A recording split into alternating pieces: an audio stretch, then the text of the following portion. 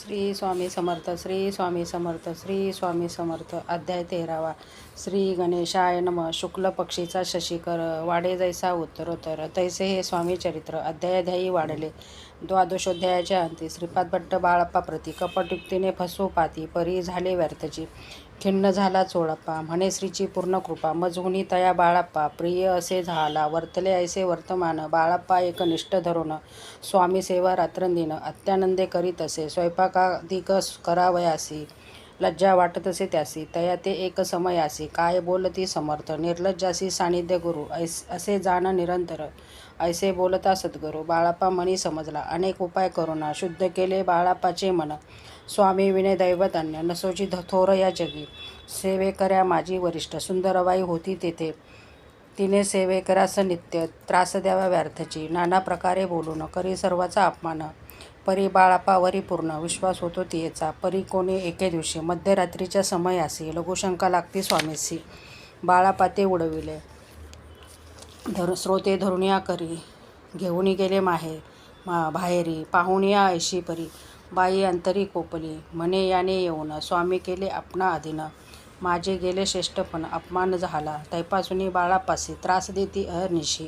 गाराने सांगता समर्थासी बाई ते शब्द तोडीती. अक्कलकोटी श्री समर्थ प्रथमच ज्यांचे घरी येत तो चोळप्पा विख्यात. स्वामी भक्त झाला एक तपपर्यंत स्वामी सेवा तो करीत.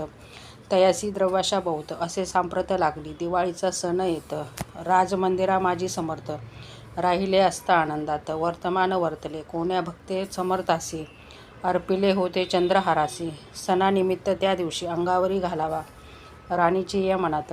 विचार येता त्वरित सुंदराबाईशी बोलत चंद्रहार द्यावा की. सुंदराबाई बोलली तो आहे चोळप्पा जवळी.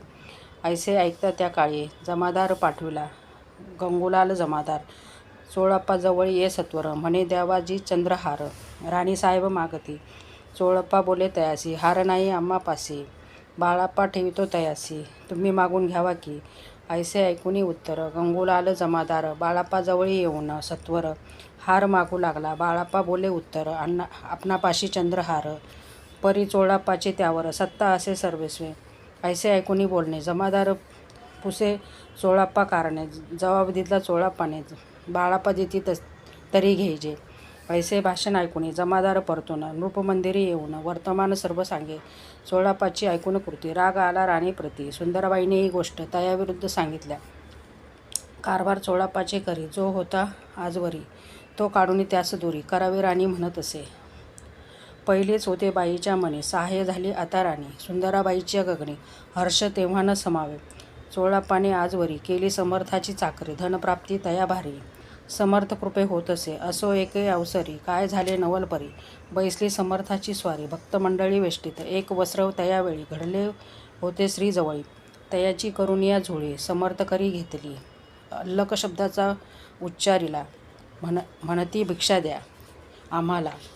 तयावेळी सर्वत्र आला आश्चर्य वाटले. झोळी घेतली समर्थे काय असे उणे तेथे. जे जे दर्शना आले होते त्यांनी भिक्षा घातली. कोणी एक कोणी 2 रुपये टाकीते आणून न लागता एक क्षण 100वर गणती झाली. झोळी चोळप्पा ते देऊन समर्थ बोलले काय वचन. चोळप्पा तुझे फिटले ऋण स्वस्त आता असावे. पाहुण्या द्रव्यासी आनंद झाला तयासी. परीन आले मानसी श्रीचरण अंतरले. तयासी झाले मास 2 पुढे काय झाले वर्तमान. राणीच्या आज्ञेने शिपाई 2 स्वामी जवळी पातले. त्यांनी उठून चोळप्पासी आपण बैसले स्वामीपाशी. चोळप्पाच्या मानसी दुःख फार झाले. स्वामी पुढे वस्तू येती त्या शिपाई उचलती. चोळप्पा ते काही न देती ते घरी घेती हिरवणी. चोळप्पासी दूर केले बाईसी बरे वाटले. ऐसे काही दिवस गेले. बाळप्पा सेवा करीत हाती. कोणे एके अवसरी सुंदराबाई बाळप्पावरती रागवूनी दुष्ट तरी ताडण करी बहुसाळ. ते ऐकून बाळप्पासी दुःख झाले मानसी. सोडून स्वामी चरणासी म्हणती जावे येथून. ऐसा केला विचार झाली असता रात्र. बाळप्पा गेले बिराडावर खिन्न झाले मानसी. आज्ञा समर्थांची घेऊन म्हणती जावे येथून. याकरिता दुसरे दिनी समर्थाजवळी पातले. आपुली आज्ञा घ्यावयासी. बाळप्पा येतो या समयासी. अंतर्ध्यानी समर्थासी तत्काळ विदित झाले. तेव्हा एका सेवेकऱ्यास बोलले काय समर्थ. बाळप्पा दर्शनास येत त्यासी आसन दाखवावे. बाळप्पा येता त्या स्थानी आसन दाविले सेवेकराने. तेव्हा समजले निजमनी आज्ञा आपणा मिळेना. कोठे मांडावे आसन विचार पडला त्या लागून. तो त्याच रात्री स्वप्न बाळापाणी देखिले. श्री मारुतीचे मंदिर स्वप्नी आले सुंदर. तेथे जाऊनी सत्वर आसन त्यांनी मांडिले. श्री स्वामी समर्थ या मंत्राचा जप करत एक वेळ दर्शना घेत हिशोब ठेवीत जपाचा काढून दिले बाळापासी. आनंद झाला बाईसी गर्व भरे ती कोणासी. मानिनाशी झाली सुंदराबाईसी करावे दूर. समर्थाचा झाला विचार त्याप्रमाणे चमत्कार करुनिया दावितो. जे कोणी दर्शना येतं त्यासी बाई द्रव्य मागत धन धान्य साठवित. अशा प्रकारे करुणी बाईसी कृत्ये दरवारी विदित केली थोरी. बाईने राहावे दुरी श्री चरणापासूनी. परी राणीची प्रीती बाईवरी बहु होती. या कारणे कोणाप्रती धैर्य काही होईना. अक्कलकोटी त्या अवसरी माधवराव बर्वे कारभारी. तयासी हुकूम झाला सत्वरी बाईसी दूर करावे. परी राणीसी भिवून तैसेन केले तयानी. समर्थ दर्शनासी एके दिनी कारभारी पातले. तयासी बोलती समर्थ कैसा करिता कारभार. ऐसे करून या उत्तर बर्वी म्हणे समजले. मग त्यांनी त्याच दिवशी पाठविले फौजदारासी. कैद करून या बाईसी आणावे म्हणती सत्वर.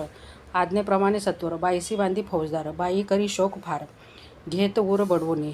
फौजदारासी समर्थ काही एक न बोलत. कारकिर्दीचा अंत ऐसा झाला बाईचा. स्वामीची या सेवेकरिता सरकारातून तत्वता पंचनेमुनी व्यवस्था केली असे नृपराय. मग सेवा करावयासी घेऊन गेले बाळापासी. म्हणती देऊ तुम्हासी पगार सरकारातूनी. बाळाप्पा बोलले तयासी द्रव्यांश नाही आम्हासी. आम्ही निर्लोभ मानसी स्वामी सेवा करो की. बाळाप्पाचा जप होता पूर्ण एक भक्तास सांगून.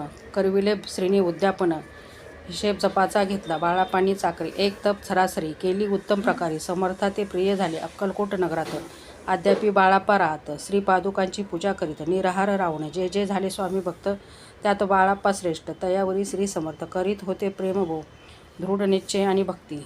तैसी सद्गुरुचरणी आसक्ती तेने येत मोक्ष हाती. अन्य साधते व्यर्थची. दृढ निश्चयाचे उदाहरण श्री चरित्र असे पूर्ण. श्रोती होऊनी सावधान श्रवणी आदर धरावा. उगीच करीती दांभिक भक्ती त्यावरी स्वामी कृपा न करीती. सद्गावे जी नमस्कारिती त्यावरी होती कृपा. पुढले अध्यायी सुंदर कथा. ऐका स्रोत देऊनी चिता. जेने निवारे सर्व व्यथा पापराशी दग्ध होती. अक्कलकोट निवासिया जय जयाजी स्वामी राया. रात्रंदिवन तुझ्या पाया विष्णू शंकर वंदिती. इति श्री स्वामी चरित्र. नाना प्राकृत कथा समत. सदा भक्त परिसोत. 13वा अध्याय समाप्त. श्री स्वामी समर्थ. श्री स्वामी समर्थ. श्री स्वामी समर्थ.